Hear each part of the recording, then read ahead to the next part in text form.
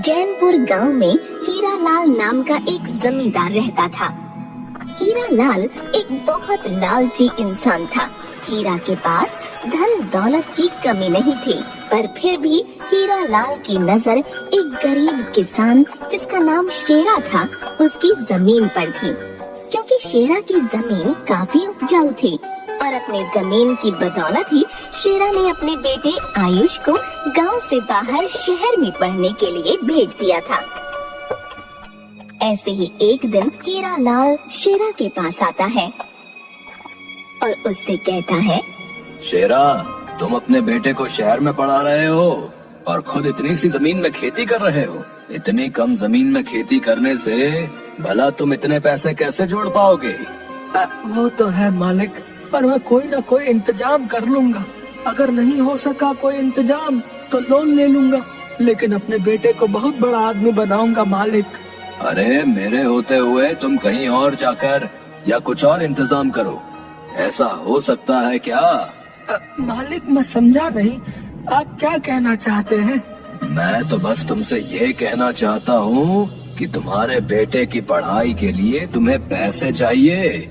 वो पैसे तुम कहीं और से क्यों मांगोगे? तुम मुझे बोलो, मैं तुम्हें दूंगा। अरे मालिक, आज तक मैंने आपसे या गांव वालों से कभी किसी तरह का उधार नहीं मांगा, तो अब कैसे ले सकता हूँ? अरे कोई बात नहीं, तुम मेरे भाई हो, तुम पैसे ले लेना और बदले में अपने खेत मुझे गिरवी रख देना। अरे जैसे और गांव वाले रखते हैं। हीरा लाल की ये बात सुनकर शेरा साफ साफ मना कर देता है और हीरा लाल से बोलता है, नहीं मालिक, मैं अपना खेत आपको गिरवी नहीं दे सकता।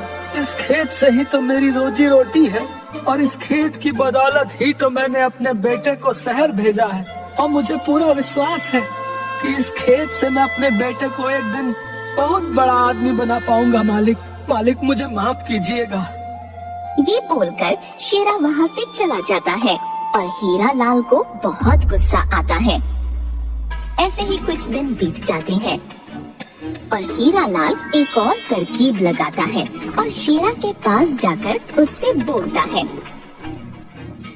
शेरा भाई, तुम्हारी खुदगर्जी देखकर मुझे बहुत अच्छा लगा, पर फिर भी मैं तुम्हारी मदद करना चाहता हूँ और इस बार तुम भी मेरी मदद लेने से इनकार नहीं कर पाओगे।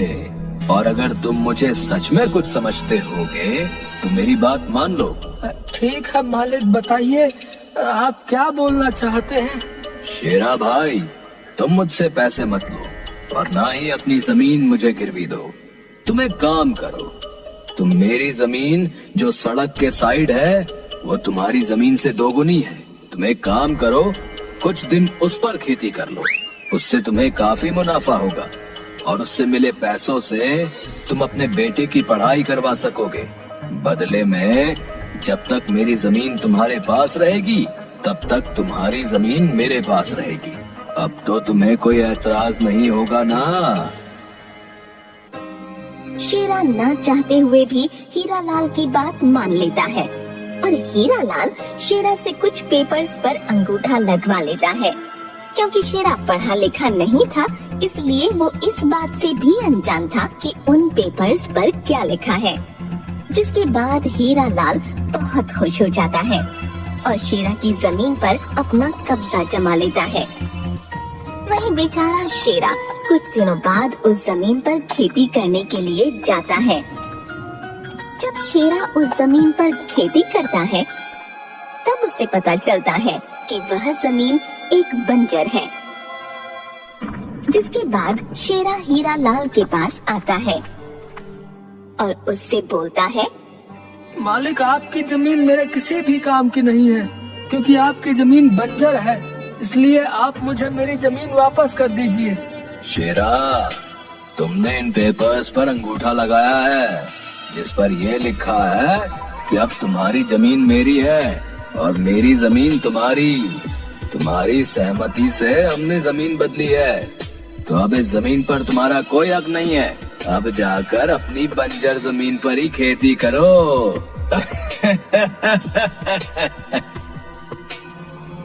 ये बोलकर हीरालाल शेरा को उसके ही खेत से बाहर निकाल देता है। अब शेरा अपने बेटे की पढ़ाई के लिए आगे की फीस नहीं दे पाता, जिस वजह से आयुष को अपनी पढ़ाई बीच में ही छोड़कर गांव आना पड़ता है। गांव आने के बाद आयुष को सारा सच पता चलता है कि किस तरह से हीरालाल जमींदार ने उनकी जमीन पर कब्जा कर लिया। जिसके बाद आयुष एक तरकीब लगाता है और उस बंजर खेत में अपने पिताजी के साथ खेती करने के लिए जाता है। कुछ देर बाद आयुष एक बड़े से टोकरे में कुछ सोने के अंडे लेकर गांव में जाता है और गांव वालों से कहता है, अरे हमारे तो भाग्य ही खुल गए। देखो, सोने के अंडे हमारी जमीन पर, हमारे जमीन पर सोने के अंडे की खेती हुई है। अब तो हम माला माल हो जाएंगे। हाँ, क्या सोने के अंडे की खेती? हाँ, सोने के अंडे की खेती। अरे कैसे मुमकिन है बेटा? हमने तो सुना है कि वो जमीन बंजर है, तो भला सोने के अंडे की खेती कैसे हो सकती है बेटा? अरे काका, बंजर जमीन पर ही अक्सर खजाना मिला करते हैं। हाँ, और ये खजाने के रूप में सोने के अंडे की खेती हमें मिली है। ये बोलकर आयुष हंसता हुआ वहाँ से अपने घर चला जाता है। जिसके बाद ये खबर आग की तरह पूरे गांव में फैल जाती है और हीरालाल को जैसे ही पता चलता है कि उसके बंजर खेत में सोने के अंडे की खेती हुई है, तो वो बौखला जाता है और शेरा के पास जाता है और उससे कहता है, शेरा, मुझे मेरी जमीन चाहिए। बहुत दिन हो गए, अब तुम अपनी जमीन अपने पास रखो। पर मालिक, हमने तो जमीन बदल ली थी ना। अब तो मेरी जमीन आपकी और आपकी जमीन मेरी है। फिर आप अचानक से अपनी जमीन मुझसे क्यों मांग रहे हैं? अरे मैंने कोई जमीन तुमसे नहीं बदली, समझे? और ये रहे वो पेपर्स। अब मुझे मेरी जमीन वापस करो। हीरालाल की सारी बातें सुनकर आयुष हीरालाल से बोलता है, आपको आपकी जमीन मिल जाएगी, पर मेरी एक शर्त है। शर्त? मुझे तुम्हारी सारी शर्त मंजूर है, बस मुझे मेरी जमीन दे दो। आपको हमें हमारी जमीन वापस करनी होगी, साथ ही अपनी जमीन लेने के लिए आपको जमीन का 2 गुना रेट हमें देना होगा। तभी हम आपको आपकी जमीन वापस करेंगे और ये सारा काम लिखित रूप से होगा। हीरालाल आयुष की सारी बात मान जाता है और लालच में आकर हीरालाल शेरा को उसकी जमीन और साथ ही जमीन का 2 गुना रेट दे देता है। हीरालाल को जैसे ही अपनी बंजर जमीन मिलती है, वो खेत में जाता है और सोने के अंडे की खेती को देखता है। जैसे ही वो एक अंडा उठाता है, तो उसे पता चलता है कि वो एक नकली अंडा है, जिसके ऊपर पीले रंग का पेंट किया हुआ है। अरे ये क्या? ये सब तो नकली अंडे हैं। मुझे बेवकूफ बनाने के लिए इस पर पीला रंग किया हुआ है। अरे मैं तो लुट गया, बर्बाद हो गया।